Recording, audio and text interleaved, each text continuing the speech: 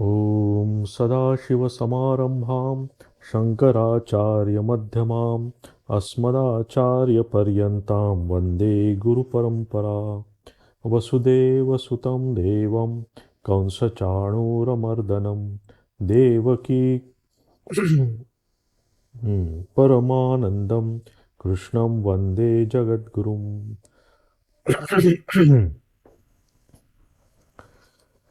तर आपण मागच्या क्लासमध्ये बघितलं होतं की सकाम भक्त देवाकडे जे काही मागतो त्याचं फळ त्याला मिळतं, परंतु ते फळ खूप काळ टिकणारं नसतं. ते आपण बघितलं की हे जे यज्ञेरिष्ट्वा स्वर्गतीम प्रार्थयन्ते, की जे यज्ञ करतात, जे खूप मोठी पूजा करतात, खूप मोठं सेवा कार्य करतात किंवा काहीही मोठे मोठे कामं जे कोणी करतात, हां, काही विहीर खणणं आहे किंवा मोठे तळं बांधून देणं आहे किंवा काही लोकोपयोगी जे काही कामं करतात लोक, पण ते करत असताना त्यांची जर काही फळाची इच्छा असेल, म्हणजे मोठं काम केल्यानंतर त्याला ते काही निष्काम भावानेच ते काम होईल असं काही नाही आहे. कारण त्याच्यामागे काहीतरी मिळण्याची अपेक्षा असते, म्हणून मोठे मोठे लोक कामं करतात, दान धर्म करतात, मोठे यज्ञ करतात. तर ते करणं चांगलं आहे आणि त्याचं फळ पण मिळतं. त्याचं फळ मिळत नाही असं नाही आहे, ते वाया जात नाही.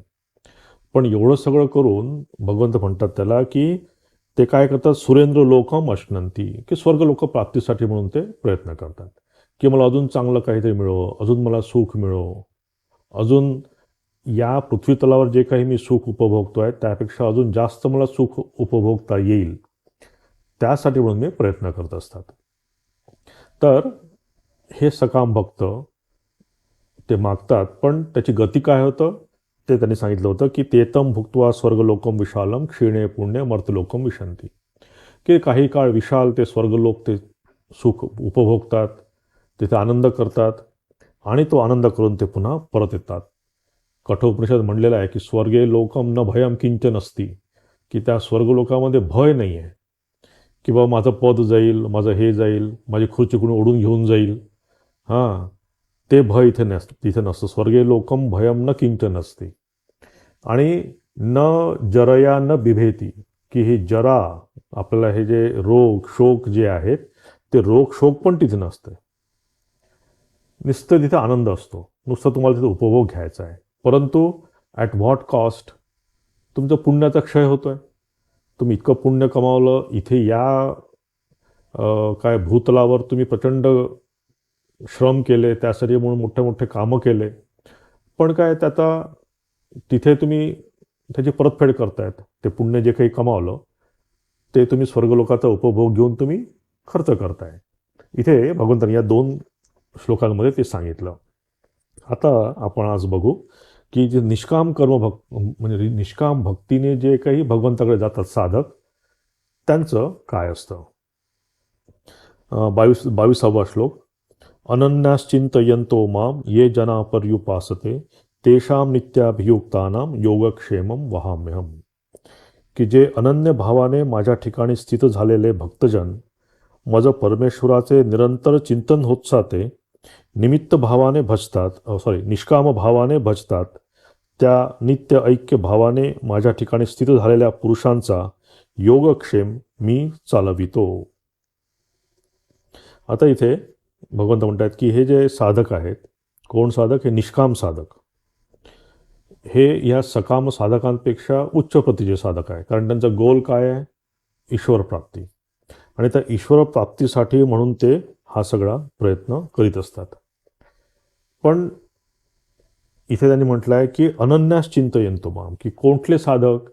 की जे सदैव माझं चिंतन करतात. आता बघा, समजा कोणाला तुम्हाला दिल्लीला जायचं आहे, तर दिल्लीला जायसाठी काय करतो आपण, की जेव्हा ठरलं दिल्लीला जायचं आहे मग दिल्लीबद्दल विचार करतो की आता मग दिल्लीला जायचं आहे, मग तिथे थांबायचं आहे, मग आपण मग ट्रेनने जाणार की विमानाने जाणार, मग तिथे समजा स्टेशनला कोणी घ्यायला आलं नाही तर, किंवा कोण घ्यायला येणार, याबद्दल आपण विचार करत असतो.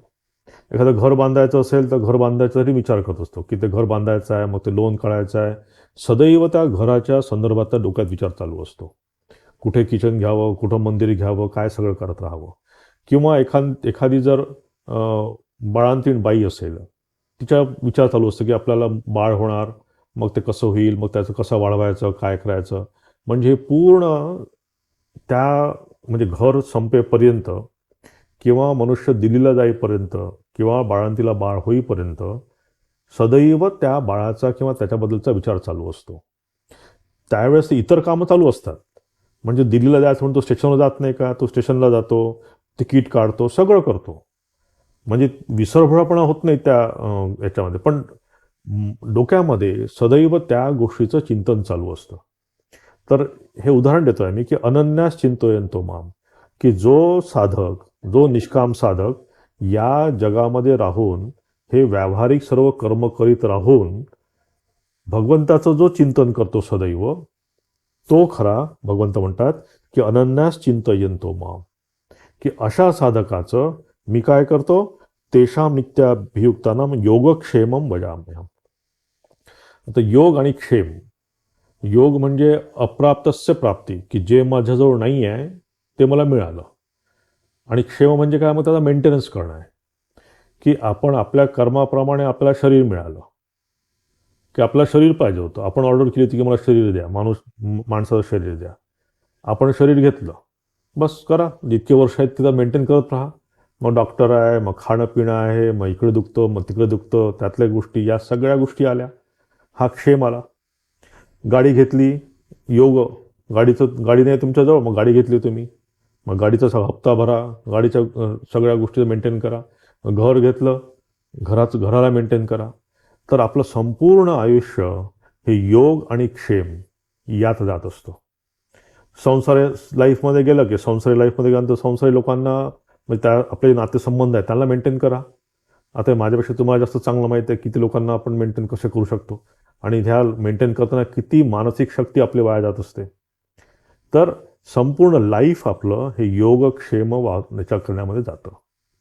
परंतु इथे जेव्हा भगवान म्हणतात की तेषां नित्याभियुक्तानां योगक्षेमं वहाम्यहम्, की इथे जे म्हणतात की मी योगक्षेम कोणाचं पाहतो, की जे माझं अनन्य चिंतन करत असतात अशा साधकांचं. पण योगक्षेम कुठलं, की ज्या म्हणजे त्याला जी शांती पाहिजे आहे, त्याला जे पूर्णत्व पाहिजे जीवनामध्ये, किंवा त्याला जी परमनंट सिक्युरिटी पाहिजे जीवनामध्ये, त्याचा योगक्षेम मी घेतो. म्हणजे थोडक्यात त्याला मोक्षप्राप्तीसाठी म्हणून मी त्याला मदत करतो. तो काय तुमच्या घरी येऊन पाणी भरणार नाही आहे भगवंत. भरेल, मी असं म्हणत नाही, कारण असे भरपूर आपल्या संतांच्या जीवनामध्ये उदाहरणं आहेत की भगवंत प्रत्यक्ष येऊन त्यांनी तिथे कामं केल्यात. इव्हन श्रीरामकृष्ण जीवनामध्ये क्षुदिराम चट्टोपाध्याय त्यांच्या जीवनामध्ये आपण बघतो, माताजींच्या, शारदादेवींच्या आईवडिलांसोबत आपण बघतो कसे प्रसंग आलेले आहेत. नाही म्हणायचं नाही आहे मला याच्याबद्दल. प्रत्यक्ष भगवान येतो, तेवढं जर आपलं शरणागती असेल तर, तेवढं जर आपलं अनन्य चिंतन असेल तर भगवंत प्रत्यक्ष येतो.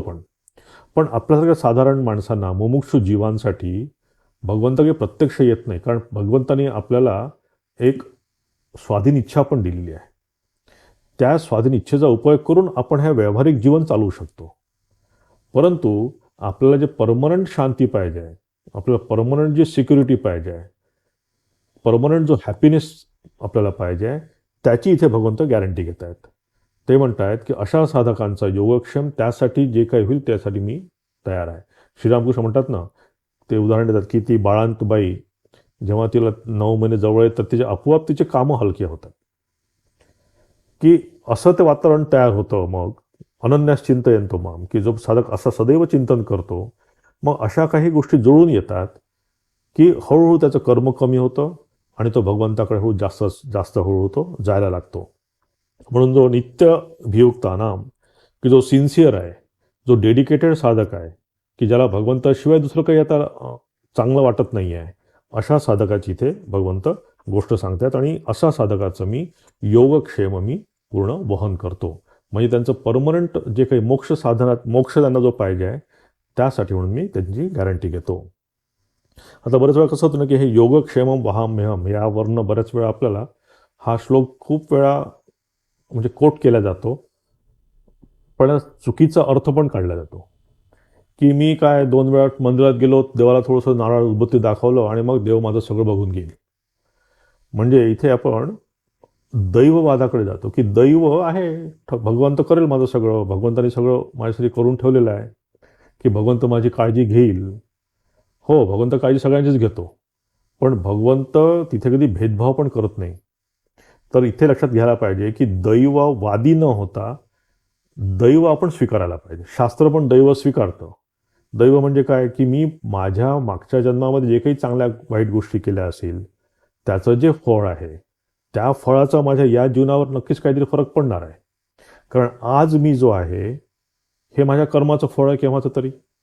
केव्हा तरी मी कर्म केलं आहे आणि त्या कर्माचं फळ साचून जे आहे, ते दैव आहे. पण जेव्हा आपण म्हणतो, की प्रत्येक वेळेस की सगळंच प्री डेस्टिन आहे, की सगळंच ठरलेलं आहे, आपल्या हातात काहीच नाही, हा जो आपल्यामध्ये भाव येतो, हा चुकीचा आहे. कारण जनरली संसारामध्ये आपण काय करतो, की सांसारिक कामं करण्यासाठी म्हणून पैसे मिळवायचे असेल, घर बांधायचं असेल, काही पद प्रतिष्ठा प्राप्त करायची असेल, तर तिथे आपण पूर्ण पुरुषार्थ वापरतो. तिथं पूर्ण विल पॉवर वापरतो आपण. पण जेव्हा आध्यात्मिक जीवनाकडे वळायचा प्रश्न येतो, तेव्हा आपण म्हणतो, की काय दैवात असेल तर होईल. म्हणजे तिथे आपण पुरुषार्थ वापरत नाही. आपल्या स्वतःच्या स्वार्थासाठी आपण पूर्ण पुरुषार्थाचा वापर करतो.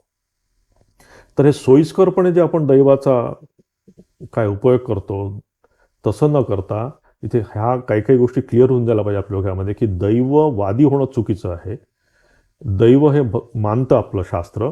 दैव प्लस तुमची विल पॉवर. दैव प्लस तुमची काय म्हणतात त्याला आपण स्वाधीन इच्छा. ह्या दोघांचं मिक्सचर असायला पाहिजे. आपण मनुष्यजन्म घेतला आहे म्हणजेच भगवंतांनी आपल्याला स्वाधीन इच्छा दिलेली आहे. जनावरांना कुठल्याही प्रकारची स्वाधीन इच्छा नाही. त्यांना त्याप्रमाणेच पाठवलं आणि त्याचप्रमाणे ते जीवन जगून ते जाणार आहेत. मग तसंच जर आपण जर झालो, म्हणजे ते छोट्या खेळण्याला असतं ना, खेळण्याला आपण चाबी दिली, मग ते खेळणं विचार आपलं जातं, 10 फूट आपलं जातं आणि ते चाबी संपली त्याची, की मग ते गप्प बसतं. तसं काही आपलं जीवन नाही आहे. आपल्या जीवनामध्ये स्वाधीन इच्छेचा हा फार मोठा इथे एक पार्ट आहे. आता मी जर असं म्हटलं, की समजा आजचं जीवन हे माझं प्री डेस्टिन आहे, देवाने मला दिलं. म्हणजे काय झालं, की आजचं जे मला सुख माझ्या जीवनात जर असेल किंवा दुःख माझ्या जीवनात असेल, तर याचा कर्ता कोण झाला? ईश्वर. म्हणजे देवाला जर आपण तिथे आणत असू मध्ये, तर आजचा मी जो आहे, त्याचा कर्ता कोण झाला? ईश्वर झाला. आणि उद्या जे मी होईल, म्हणजे उद्या समजा मी आज सुखात आहे, उद्या मी दुःखात पडलो, किंवा पुढच्या जन्मात मला अजून दुःख मिळायला लागलं, तर त्याचा पण कर्ता परमेश्वर होईल. म्हणजे मी माझ्या कर्मावर माझा काहीच अधिकार राहणार नाही. म्हणजे हा पूर्ण कर्म सिद्धांत जो आहे तो कोलमडून पडेल. म्हणजे ईश्वर कर्ता होईल, मी अकर्ता होईल. खरं बघितलं तर ईश्वर अकर्ता आहे, तो काहीच करत नाही. पण आपण ते उलटं समजून घेतो आणि हा सगळे स्वाधीन इच्छेचं पूर्ण सगळं ईश्वरावर सोडून आपण निष्क्रिय होऊन बसतो. तसं होऊ नये. कारण असं जर झालं तर काय होईल ना, की चांगलं कर्म करण्याचा आपला विश्वास होऊन जाईल, की सगळं जर देवाच्या भरोश्यावर आहे, सगळं जर प्री डेस्टिन आहे, तर मी चांगलं कर्म कशाला करू? मग सगळं अराजक माजेल सगळं. मग मी दान केलं तरीही मग ईश्वराची इच्छेप्रमाणे झालं, आणि मी उद्याचा खून जरी कोणाचा केला तरी मग ईश्वराच्या इच्छेप्रमाणे झालं ते. मग त्यात माझं कुठे आलं कर्तृत्व? तर हे अराजक माजू नये म्हणून हा पूर्ण कर्मसिद्धांत आहे. आणि भगवंताला आपण कर्माच्या याच्यामध्ये आणू शकत नाही इथे. कारण भगवंताने आत्ताच आपण एक बघितलं की समोहम सर्व भूतेषु न मे द्वेषोऽस्ति न प्रियः, की मी सगळ्यांच्या मध्ये समभावाने मी वास करतो. मला कोणीही प्रिय नाही आणि कोणीही कोणाचाही मी द्वेष करत नाही. कारण ईश्वराच्या इच्छेप्रमाणे जर झालं सगळं, तर आपण काय म्हणू ईश्वराला म्हणू आपण, की तो मनमानी करणारा ईश्वर आहे. कोणाला सुख देतो, कोणाला दुःख देतो, कोणाला चांगलं देतो, कोणाला खराब करतो. म्हणजे मनमानी झाली त्याची सगळी. आणि इथे हा दोष भगवंतावर लागू नये म्हणून भगवंत म्हणतात की समोहम सर्व भूतेषु, की या सगळ्या तुमच्या आजच्या जीवनाच्या अनुभवामध्ये मी कुठेच नाही आहे. म्हणून हे जे कर्म आहे, म्हणजे दैव प्लस कर्म, याचा आपण आधार घ्यायला पाहिजे. की दैव जे माझ्या पूर्वी मी जे काही कर्म केलं असेल त्याच्याप्रमाणे मला हा जन्म मिळाला, पण ह्याचा पुढचा जो काही प्रवास माझा असेल तो माझा पूर्ण कर्मावर भर देऊन असेल. म्हणून आपल्या शास्त्रामध्ये दैव आणि कर्म या दोघांचीही सांगड घालायला त्यांनी सांगितलं आहे. कारण ती जर नसेल, त्या कर्मावर जर आपला अधिकार नसेल, त्या कर्मावर जर आपला विश्वास नसेल, तर पुढच्या जीवनामध्ये पण आपल्यामध्ये काही बदल होणं शक्य होणार नाही. म्हणून इथं लक्षात घ्यायला पाहिजे. आणि दुसरी अजून एक गोष्ट आहे की जी आज मी इथे आलो आहे, म्हणजे मी जन्म घेतला आहे, मनुष्य जन्म घेतला आहे. कशासाठी घेतला आहे आपण मनुष्य जन्म? की काहीतरी आपण कर्म केलं, कर्म केल्यामुळे त्याच्या कर्माच्यामुळे पाप आणि पुण्य तयार झालं आणि त्याच्या अनुषंगाने मी जन्म घेतला. आता हे पाप आणि पुण्य किंवा सुख आणि दुःख, मी पाप पुण्य जास्त वापरायचा प्रयत्न करत नाही, कारण ते सगळं रिलेटिव्ह आहे. किंवा सुख आणि दुःख हे पण रिलेटिव्ह आहे. तुम्ही जर बघितलं तर कोणाला 10 रुपये गरिबाचे हरवले त्याला प्रचंड दुःख होतं, आणि कोणाचे 10 करोड गेले तर त्याला दुःख होतं. 10 करोड आणि 10 रुपये हा सापेक्ष भेद आहे पूर्ण. तर त्यामुळे जे काही आपण जीवन आज आपण व्यतीत करतो आहे, हा आपल्या कर्माचा परिपाक आहे. आणि ते कर्माचा काय निचरा करण्यासाठी म्हणून आपण इथे आलेलो आहेत. म्हणून शास्त्रामध्ये म्हणतात की कुठलाही अनुभव घेण्यासाठी आपल्याला 4 गोष्टी आवश्यक आहे. एक, कर्म सगळ्यात इम्पॉर्टंट. दुसरं, देव किंवा ईश्वर. तिसरं, काल. आणि चौथा, वस्तूचा स्वभाव. आता इथे बघा, इथे आता ईश्वर जेव्हा मी म्हणतोय की ईश्वर म्हणजे इतर देव पण आले त्याच्यामध्ये. म्हणजे समजा जेव्हा आपण प्राईम मिनिस्टर म्हणतो तर त्याचं पूर्ण कॅबिनेट आलं. म्हणजे प्राईम मिनिस्टर एकटा काही काम करत नाही, त्याचं कॅबिनेट काम करतं. तर तसंच इतर देवदेवता जे आहेत त्या पण त्यामध्ये आल्या. आता बरेच वेळा आपण काय करतो ना, की आपण जेव्हा काही पूजा करतो, काही देवाची प्रार्थना करतो, काही शुभ काम आपण करतो, तेव्हा आपल्याला असं वाटतं की देवाची म्हणजे आपल्याजवळ अकृपा आपल्याला होऊ नये म्हणून आपण काही काही पूजा करत असतो. की ही पूजा केलं की माझं हे संकट टळून जाईल, ही पूजा केली माझं हे संकट टळून जाईल. त्यासाठी म्हणून इतर देवता आपल्याला मदत करतात, अशी आपली धारणा असते. तर आपण असं जर विचार केला की या सगळ्या गोष्टींमध्ये देव जर ठरवत असेल, सगळं जर देव माझं ठरवत असेल, तर मग या कर्माला अर्थ काय राहिला? म्हणून इथे शास्त्र म्हणतं की ह्या 4 गोष्टींमध्ये तुम्ही बघा की न बदलणाऱ्या कुठल्या गोष्टी आहे, की ईश्वर कृपा ही न बदलणारी, सगळ्यांवर सारखी असते. भगवंताने सांगून ठेवलं आहे की समोहम सर्वभूतेषु, मी कोणालाच फेवर करत नाही आणि कोणालाच मी सोडत नाही. तर ईश्वर हा एक कॉन्स्टंट फॅक्टर झाला. दुसरा आहे काल पण हा कॉन्स्टंट फॅक्टर झाला. म्हणजे आता आजचा समजा शुक्रवार आहे किंवा फेब्रुवारी महिना आहे किंवा रात्र आहे, तर सगळ्यांसाठी जाईल ही. म्हणजे काल पण हा फिक्स झाला. आणि वस्तूचा स्वभाव, म्हणजे एखादी वस्तू गरम लागणं किंवा थंड लागणं.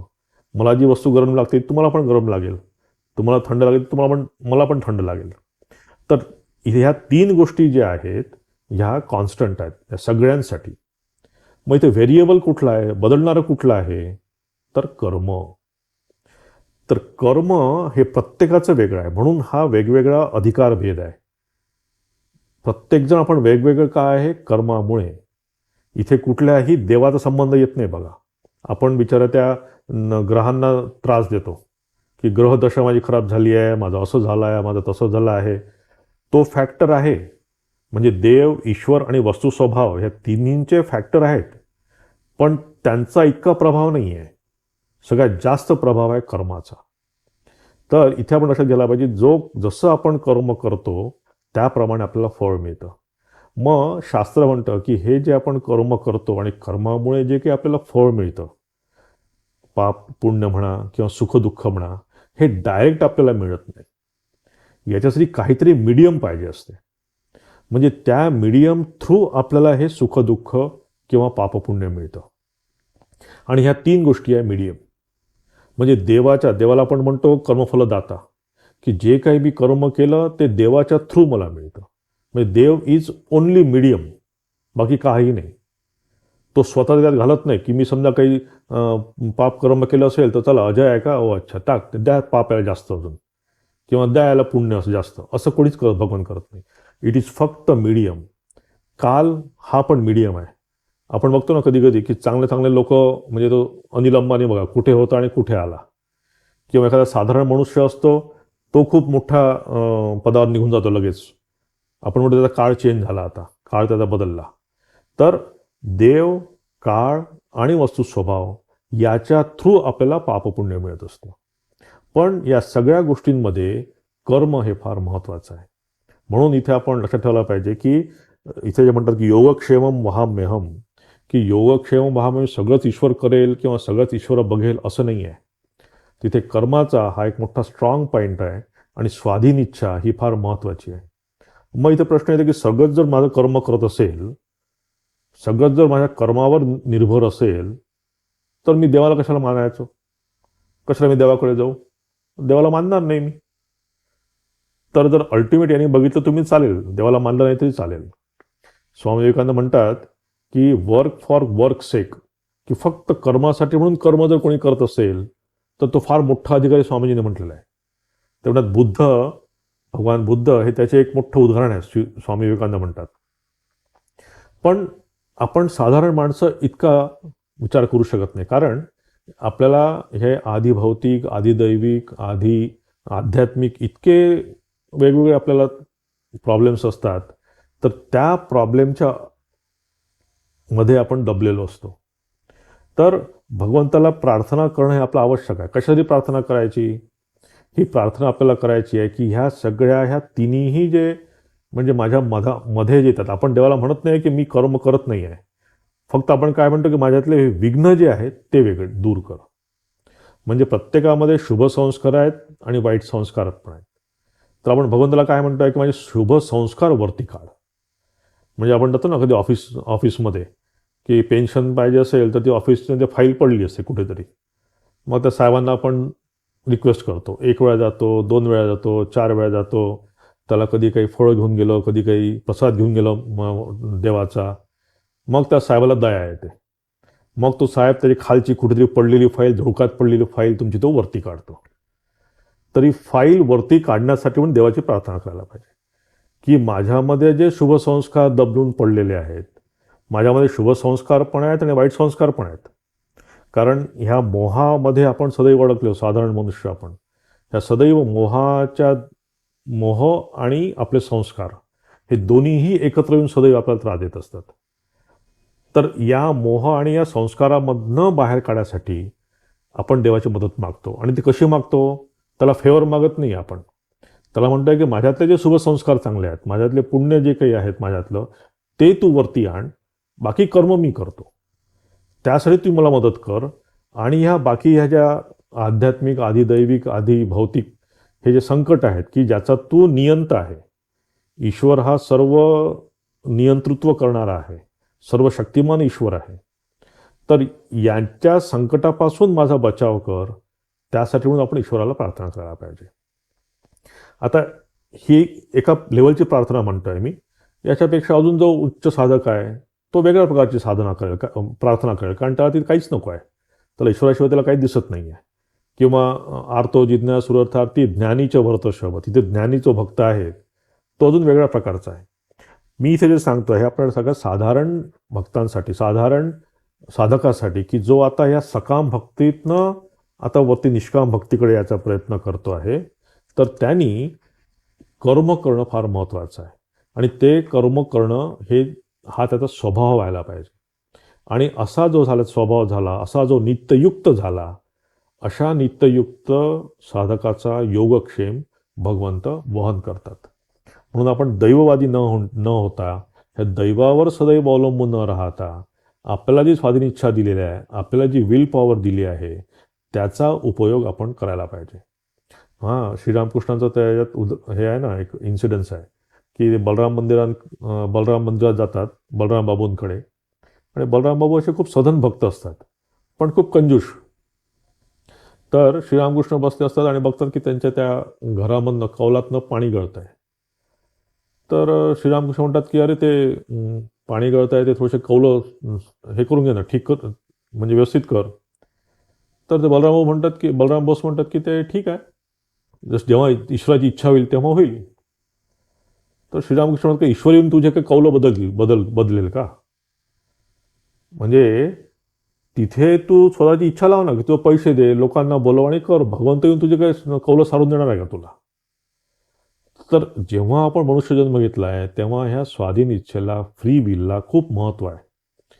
पण आपण ते सोयीस्करपणे ही सगळी फ्री विल आपण आपल्या जागतिक गोष्टी मिळवण्यासाठी म्हणून वापरतो. पण आध्यात्मिक गोष्टी आपण दैवावर सरळ टाकून मोकळे होतो. जशी इच्छा होईल तसं होईल, जसं देव येतील, देवाची जशी इच्छा होईल तसं होईल. तिथे आपण आपली फ्री विल वापरत नाही. तर इथे हा एक आपल्या काही काही संकल्पना त्या क्लिअर करायला पाहिजे, की आध्यात्मिक जीवन असो की तुमचं व्यावहारिक जागतिक जीवन असो, दोन्हीही ठिकाणी आपल्याला हा पुरुषार्थ चालवायलाच पाहिजे. म्हणून आपल्याला सांगितलं आहे, धर्म, अर्थ, काम आणि मोक्ष हे 4 पुरुषार्थ सांगितले आहे. मोक्ष जर पुरुषार्थ नसता, तर आपल्या ऋषी लोकांनी मोक्षाला पुरुषार्थामध्ये आणलंच नसतं. त्यांनी सांगितलं की धर्म करा, कर्म करा, एन्जॉयमेंट करा, काम, भोग सगळं बघा. ते पुरुषार्थ तिथे आवश्यक आहे. तिथे तुमचं कर्म करणं आवश्यक आहे. त्याचसोबत मोक्ष मिळवण्यासाठी पण कर्म करणं आवश्यक आहे. म्हणून हे 4 पुरुषार्थ आपल्याला सांगितले आहे आणि या पुरुषार्थाने आपण ह्या गोष्टी अचीव करायचा प्रयत्न करायला पाहिजे. पुढे आपण बघू 23वा श्लोक. ये पेन्न देवता भक्ता यजन्ते श्रद्धयान्विताः तेपि मामेव कौन्तेय यजन्त अविधिपूर्वकम.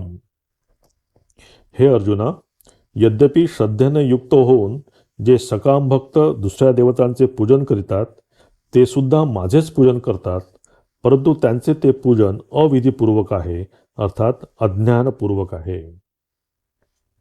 आता इथे याच्या पहिल्या श्लोकामध्ये काय म्हणले की अनन्यास चिंतयन्तो माम, की जो साधक माझी पूजा करतो. मग इथे प्रश्न येऊ शकतो की मग इतर देवतांना मी मानायचं नाही का, इतर देवतांची पूजा करायची नाही का?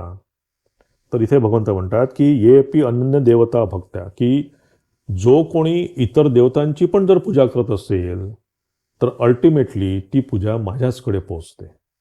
म्हणजे तुम्ही एकनिष्ठेने एका कुठल्या देवावर, सगुण ईश्वरावर तुम्ही विश्वास ठेवून तुम्ही पूजा करा, किंवा इतर देवतांवर तुमची जर इच्छा असेल, म्हणजे तुमची जर भक्ती जडली असेल किंवा तुम्हाला जर आनंद येत असेल तर त्याची तुम्ही पूजा करा.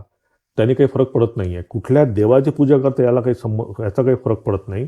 ज्याची तुम्ही पूजा करा ती शेवटी मलाच पोचते. कारण ईश्वर हा, म्हणजे ईश्वराचे हे सगळे अवयव आहेत. म्हणजे ईश्वराचाच पाय आहे, ईश्वराचा हात आहे, ईश्वराचाच डोकं आहे. त्या पुरुष सुक्तामध्ये आपण बघतो की सगळं ईश्वराचंच आहे पूर्ण. तर ह्या विराट ईश्वरामध्ये तुम्ही कुठल्याही गोष्टीची पूजा करा ती मलाच पोचते. म्हणजे माझ्या हाताला स्पर्श केला तर मला स्पर्श झाला, माझ्या पायाला स्पर्श केला मला स्पर्श झाला. तसंच इथे भगवंत सांगतात की इतर देवतांचं पूजन केल्यानंतर तुम्हाला त्याचा लाभ होईल. फक्त काय आहे की इतर देवतांची पूजा म्हणजे काय, हे यांचे वेगवेगळे डिपार्टमेंट आहेत. म्हणजे तुम्हाला पैसे पाहिजे आहे का, मग लक्ष्मी डिपार्टमेंटमध्ये जा, लक्ष्मी भंडार केंद्र तिथे जा. तुम्हाला डोळ्यांचा काही ठीक राहायचा का, सूर्यदेवताकडे जा. तुम्हाला डोळ्यांचा काही प्रॉब्लेम आहे का, आपण जसं आय हॉस्पिटलमध्ये जातो तर डोळ्यांची अधिष्ठात्री देवता कोण आहे, सूर्यदेवता. मग कोणी सूर्यदेवताकडे जा. तशा प्रकारचे हे बुद्धी पाहिजे आहे का, तर मग सरस्वती देवताकडे जा. किंवा आपण आता विद्यालयांमध्ये जातो, मोठ्या मोठ्या विश्वविद्यालयामध्ये जातो. तर भगवंतांनी ठेवलेले हे वेगवेगळे केलेले हे पूर्ण सिस्टीममध्ये असलेले वेगवेगळे डिपार्टमेंट समजायचं. ज्याला जसं पाहिजे त्या डिपार्टमेंटला तुम्ही सुविधा मागायची. आता जी सुविधा त्या डिपार्टमेंटला तुम्ही अर्ज केला त्याप्रमाणे तुम्हाला मिळेल, पण ते तात्कालिक. तुमच्या घरामध्ये पाणी नाही आहे, तुम्ही त्या डिपार्टमेंटमध्ये गेला, भाऊ मला पाणी पाहिजे, पाणी मिळालं, संपलं. तर थोडक्यात सांगायचा उद्देश कसा की ह्या वेगवेगळ्या देवतांची तुम्ही पूजा करता, पण इथे भगवंत म्हणतात की ते अविधिपूर्वकम. पण अज्ञानी लोक काय आहेत की अज्ञानी लोकांना हे कळत नाही की शेवटी ते माझीच पूजा करतात. म्हणजे अल्टिमेटली अविधिपूर्वकम याचा अर्थ इथे अज्ञान हा इथे घ्यायचा आहे, की मी या सगळ्या देवतांचा राजा मीच आहे याचं मात्र त्यांना अज्ञान असतं. त्यांना या छोट्या छोट्या देवतांच्या वरच त्यांचा विश्वास असतो, पण ते माझ्यावर पूर्ण, माझं ईश्वराचं जे खरं स्वरूप आहे त्या खऱ्या स्वरूपाची त्यांना ओळखच होत नाही. म्हणजे त्या मी ऑफिसमध्ये गेलो, तिथल्या ऑफिसरशी बोललो, ऑफिसरनी सगळं काम केलं. मला वाटलं की सगळं ऑफिसरनीच काम केलं, पण त्याच्यावरती एक मिनिस्टर बसला आहे की, त्या मिनिस्टरची माझी ओळखच झाली नाही आहे. आणि मी म्हणतो की तो खालचा ऑफिसर माझं सगळं काम करतोय. थोडक्यात असंच आहे ते, की भगवंत म्हणतायत की तुम्ही या इतर देवतांची पूजा करता ती करा. त्याला शेवटी मीच पास करणार आहे. फाईल शेवटी जाते कोणाजवळ, त्या मिनिस्टरजवळ जातात ते. तो मिनिस्टर जेव्हा फाईलवर सही करेल तेव्हाच तुमचं काम होतं. पण थोडक्यात इथं की मिनिस्टरची तुम्ही ओळख करून घ्या. डायरेक्ट त्या ईश्वराची पूजा करा, परमेश्वराची. हां, तो सगुण ईश्वर असो की निर्गुण ईश्वर असो, त्याची तुम्ही पूजा केली तर तुम्हाला शेवटी जे काही फळ प्राप्त व्हायचं ते फळ प्राप्त होईल, असं इथे भगवंत म्हणतायत. अहम ही सर्व यज्ञानां भोक्ता च प्रभुरेव च न तु मामभिजानन्ति तत्त्वेनातश्चवन्ति ते. ते म्हणतात कारण सर्व यज्ञांचा भोक्ता आणि स्वामी मीच आहे, परंतु ते माझं अधियज्ञ स्वरूप परमेश्वराला तत्वता जाणत नाहीत, म्हणून च्युत होतात, अर्थात पुनर्जन्म प्राप्त करतात. आता हे कर्मकांडांमध्ये ज्या वेगवेगळ्या पूजा सांगितल्या आहे, अहम सर्व यज्ञानां भोक्ताच प्रभुरेवच. आता ह्या कर्मकांडांमध्ये वेगवेगळ्या प्रकारची पूजा सांगितली आहे. म्हणजे आपले जे ब्राह्मण ग्रंथ जे आहेत त्या ब्राह्मण ग्रंथामध्ये सगळ्या प्रकारच्या पूजा सांगितल्या आहेत. तर त्या पूजा तुम्ही जर केल्या तर त्यांनी काय होतं की आपल्याला पुण्य पण मिळतं, किंवा काही काही पूजा आहे की त्या पूजा केल्याने म्हणजे शत्रुमर्दन एक यज्ञ आहे की माझा जो शत्रू आहे त्या शत्रूला मारून टाकायचं. अशा पण काही काही पूजा सांगितल्या आपल्या वेदांमध्ये. तर दोन्हीही प्रकारच्या पूजा सांगितल्या. पण आपण काय करतो की या देवांचं सगळं म्हणजे या देवांच्या काय म्हणतात, त्यांचा जो काही अधिकार आहे त्या अधिकारावर विश्वास ठेवूनच आपण फक्त पुढे जातो. पण त्याच्यावरती जो मी बसलेलो आहे त्याला ते मानत नाहीत. म्हणून चवंती ते म्हणतात. चवंती म्हणजे इथून तो खाली येतो. खाली येतो म्हणजे पुन्हा जन्म आणि मृत्यू या ह्याच्यात सापडतो. अहम सर्व यज्ञानाम, की मीच या सगळ्या पूजेचा भोक्ता आहे. म्हणजे माझी ही जी काही तुम्ही पूजा करता, यज्ञ होम हवन जे करता आहे त्याचा भोक्ता कोण आहे, सगळं ऑफरिंग कुठं जातं, ते मलाच जातं. म्हणजे एक असं ना की तुम्ही पोस्ट ऑफिसमध्ये जाता, पोस्ट ऑफिसमध्ये किंवा बँकेत जाता पैसे भरायला. आता पैसे तुम्हाला जर भरायचे झाले, कोणाला पैसे पाठवा की बाबा हे पैसे भरायला येतो मी आणि त्या माणसाला किंवा त्या मठाला पैसे पाठवा. आता हे बँक काय आहे, फक्त माध्यम आहे, पोस्ट ऑफिस. आणि जातं कुठं, बरोबर ज्या माणसाला पोचाल तिथेच पोचतं. तर तसंच ह्या इतर पूजा अर्चा ज्या सगळ्या आहेत, ह्या सगळ्या पूजा अर्चा तुम्ही तिथे जरी केल्या तरी भगवंत म्हणतात शेवटी त्या मलाच पोचतात. थोडक्यात इथे त्यांनी तेच सांगताय पुन्हा की मीच या सगळ्या सृष्टीचा भोक्ता आहे. तुम्ही कोणाही देवाला पूजा करा, कुठल्याही देवाची पूजा करा, पण शेवटी माझ्याचकडे येते. पण ते न माहीत असताना ते काय म्हणतात ना की माझं खरं स्वरूप माहिती न करून न झाल्यामुळे काय होतं, ते चवंती म्हणजे ते पुन्हा आपल्या त्या जन्ममृत्यूच्या फेऱ्यात सापडतात. तत्वेनातच चवंती, न अभिजानंती तत्वेन, की माझं खरं स्वरूप काय आहे ईश्वराचं, निर्गुण निराकार स्वरूप जे आहे भगवंताचं, चैतन्य स्वरूप जे आहे ते न जाणल्यामुळे ते फक्त त्या यज्ञ पूजा अर्चा त्याच चक्रात फिरत असल्यामुळे काय होतं, चवंती ते त्यांना पुन्हा जन्ममृत्यू त्यांना मिळत राहतो. ठीक आहे, तुम्ही यज्ञ कर्म केलं चांगलं, त्याच्यामुळे पुण्य मिळालं, त्या पुण्याच्यामुळे तुम्हाला चांगला आनंद मिळाला, सुख मिळालं, ते मिळेल, पण ते परमनंट नाही आहे. ते पुन्हा तुम्हाला जन्म मरणाच्या फेऱ्यातनं ते वाचवू शकत नाही, असं तिथे भगवंत आपल्याला सांगतायत.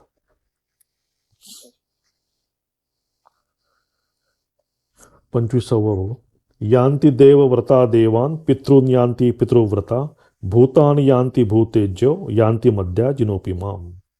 कारण हा नियम आहे की देवताचे पूजन करणारे देवांप्रत पोचतात, पितरांचे पूजन करणारे पितरांप्रत पोचतात, भूतांची पूजा करणारे भूतांना प्राप्त होतात आणि माझे भक्त मलाच येऊन पोचतात. आता इथं सिंपल हा श्लोक आहे की इथे भगवंत म्हणतात की जो जशी जशी ज्याची पूजा करेल तसं त्याला फळ मिळेल. की जो पितरांची पूजा करतो तो पितृलोकात जाऊन तिथे पितरांसोबत राहील. ते म्हणतात की यांती देवव्रता पिता येता पितृन याती पितृव्रता, आणि जे हे भूत प्रेत पिशाच यांची पूजा करतो तो त्या लोकात जाईल, त्या लोकांची त्याला हे होईल. आणि जो माझी पूजा करतो, की जो माझ्या सगुण ईश्वर म्हणा किंवा निर्गुण ईश्वर असेल त्याची पूजा करतो तो माझ्याजवळ येईल. जो सगुण ईश्वराची पूजा करेल तो वैकुंठ लोकात जाईल. ते सायुज्य सारूप्य काय काय वेगवेगळ्या प्रकारच्या मुक्ती सांगितल्या आहे ती मुक्ती त्याला मिळेल. आणि निर्गुण जर देवाची जरी पूजा केली तर त्याला शांती मिळेल, त्याला पुन्हा परत याची आवश्यकता राहणार नाही. तर या पूर्वीच्या श्लोकामध्ये जसं त्यांनी सांगितलं होतं की तुम्ही जी काही पूजा करता ती माझ्याचकडे तुम्हाला मिळेल. आणि इथे हे म्हणतायत की तुम्ही ज्या प्रकारे तुम्ही भगवंताला मागाल, जे भगवंताला मागाल त्याप्रमाणे तुम्हाला मिळेल. मग इथे प्रश्न येतो की भगवंताला तर माहीत आहे मोक्ष सगळ्यांसाठी चांगला आहे, मग भगवंत आपल्याला मोक्ष का देत नाही? कारण मोक्ष आपल्याला पाहिजे नाही. जर भगवंत माझ्यासमोर उद्या उद्या इथे येऊन उभा राहिला आणि म्हटलं की अजय तुला काय पाहिजे सांग, मी सांगेन की महाराज ते माझ्यावर ते जबाबदारी आहे, इतक्या 25-30 कोटी रुपये आणायचे आहे, 2 बिल्डिंग मोठ्या मठाच्या बांधणं चालू आहे, तर तेवढे 25-30 कोटी मला देऊन द्या आणि मग बघू आपण मोक्ष भिक्षेनंतर. साधारण माणूस का मग एक तर घर द्या, एखादी सरकारी नोकरी द्या, आपण असंच मागू. तर ही अशी स्टेप असते की प्रत्येक आपण एक एक स्टेप करत करत करत करत आपण वरती जात असतो. तर इथे भगवंत म्हणतात की ज्याला जशी इच्छा असते, ज्याचं जसं मागणं असतं त्याप्रमाणे मी करतो. जशी डिमांड आहे तसा मी सप्लाय करत असतो. इथे एवढंच त्यांना सांगायचं आहे. आज आपण इथेच थांबू. ओम शांती शांती शांती. हरि ओम तत्सत. श्रीरामकृष्णार्पणमस्तु.